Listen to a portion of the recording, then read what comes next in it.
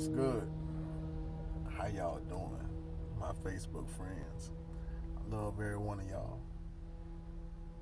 And I mean that. I mean that. Anybody that's on my page, man, I consider you family. That's just me. That's how I am. I always value my friends. When I was younger, I always considered them family. As Tori Evans, as Darius Mackey. If you a friend of mine, I always valued you like family. So I don't get on Facebook just to be seen. I get on Facebook because I feel like God put something on my heart to say, and I would appreciate it if my friends, if y'all got people that y'all love, if you believe in the Lord, you know, even if you don't share the video, at least share the word, you know. So I don't. I'm just gonna talk plain and simple. Like I just got off the phone with my daddy just now. And no, I'm not about to say my daddy got corona because he ain't got no corona. But see, my daddy is mentally ill, and he was diagnosed with paranoid schizophrenia probably about man years before I was born, probably and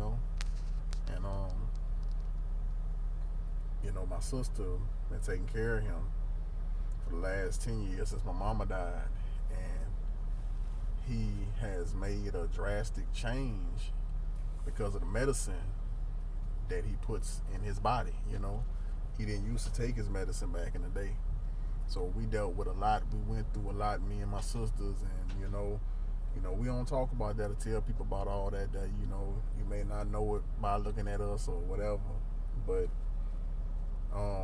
it's just amazing how medicine can change a person. Because I grew up not being able to stand my daddy, and he used to do so much calculated stuff to hurt me and hurt my sisters that you would think this man was perfectly sane. But that's the kind of stuff that a schizo can do. They can do things and still seem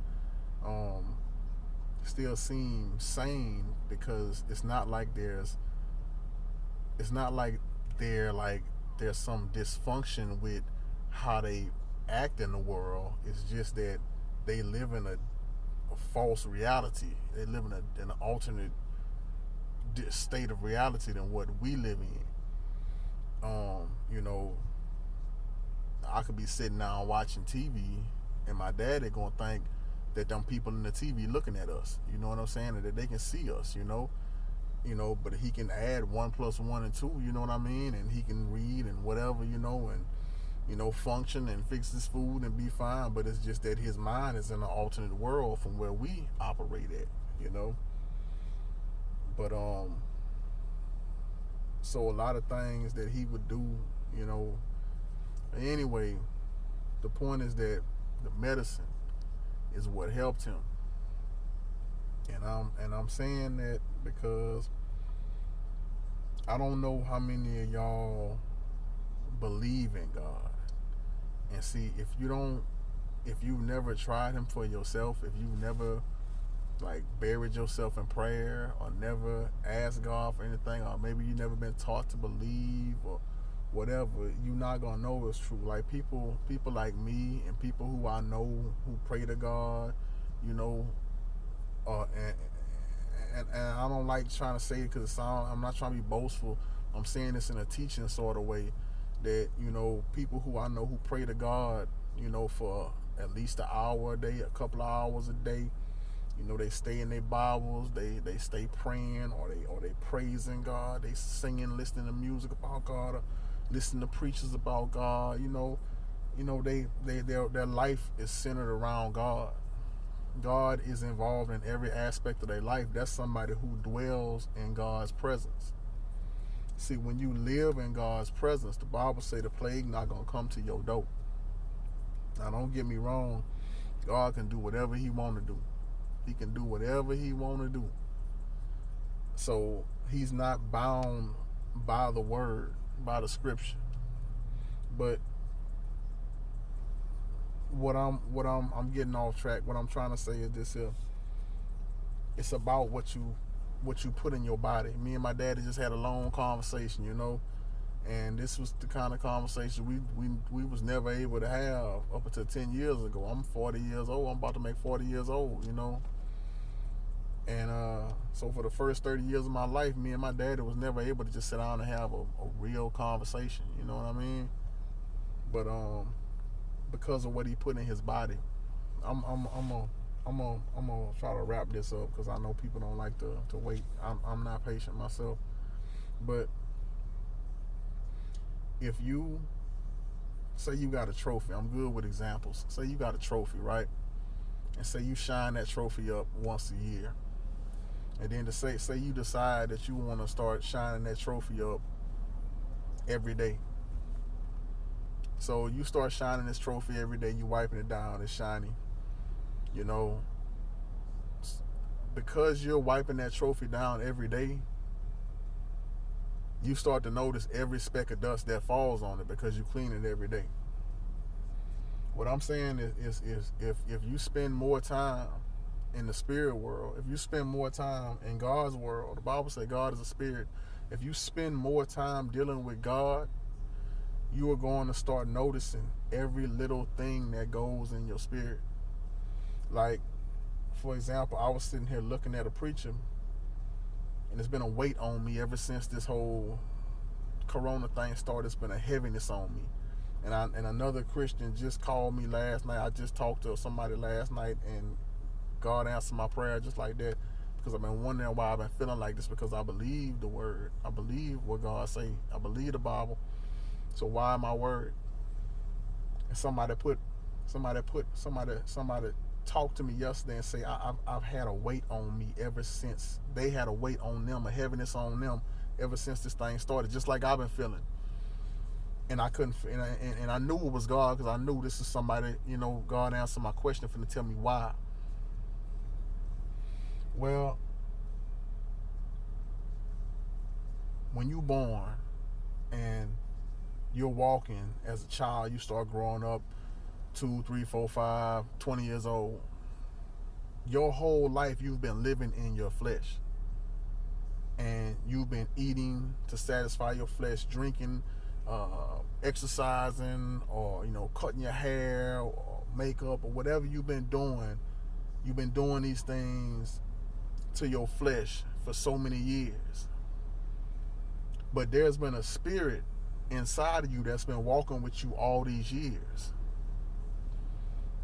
So if you start tapping into it and you start focusing more on God, your spirit starts to pick up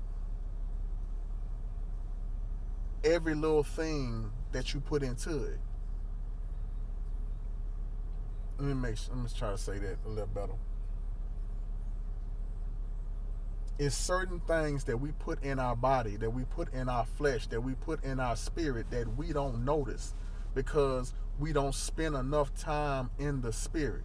If you spend enough time dwelling in God's presence, you start to notice things that don't belong in your spirit. I was listening to a preacher the other day, and that heaviness lifted off me. And I was on Facebook right after that video finished. You know, on Facebook, you see one video, another video pop up. As soon as that next video popped up, it was this little gay dude cussing people out, and I'm sitting here looking at it because I'm ready to watch a fight. So I'm looking at it. That whole feeling that I got from that preacher went away. I used to watch Boondocks and stuff like that with my kids, and we'll laugh and all this and that. These past few weeks, I've been so deep in prayer and been so deep in God and been so focused on God that I've felt things that don't belong in here. When I see stuff on TV, what I'm trying to say is, by me getting closer to God over the last few weeks, there are certain things that I don't want in my life no more. I don't want to look at certain things on TV no more, because now that I'm starting to walk in the spirit, it doesn't belong here. But see, I never knew that it didn't belong there before, because all my life I've been walking in my flesh. And I don't know who need to hear it. I don't know why. I just know that this been on me. It's been a heaviness on me since this thing started. And it's my flesh. It's my flesh, because I've been so in tune with God lately that it's my flesh. My flesh is terrified about what's going on in the world, but my spirit feels like God is going to protect me. The more you start to get in touch with God, the less you start to know your flesh. The less you start to know your own body.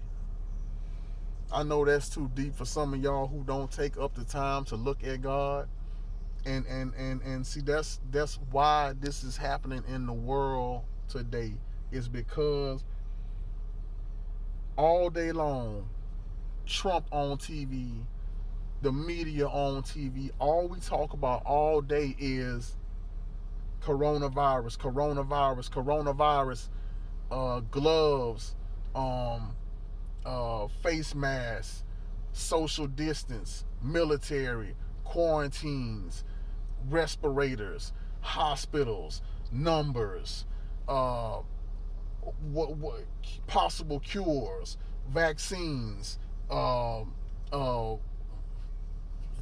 stay at home. They keep saying the same stuff on TV, but nobody is acknowledging God. And I know that, like my teacher told me, it's not their job, but until they start acknowledging God, until this world starts acknowledging that God is doing this, we may not see no change. Nobody is acknowledging God. God has put a plague on this world, and people are still not acknowledging it. So I'm going to say that I done went 12 minutes now. I did not want to go this long. If you're still with me, I love you. If you're still with me, I'm going to end it. I'm going to say like this here.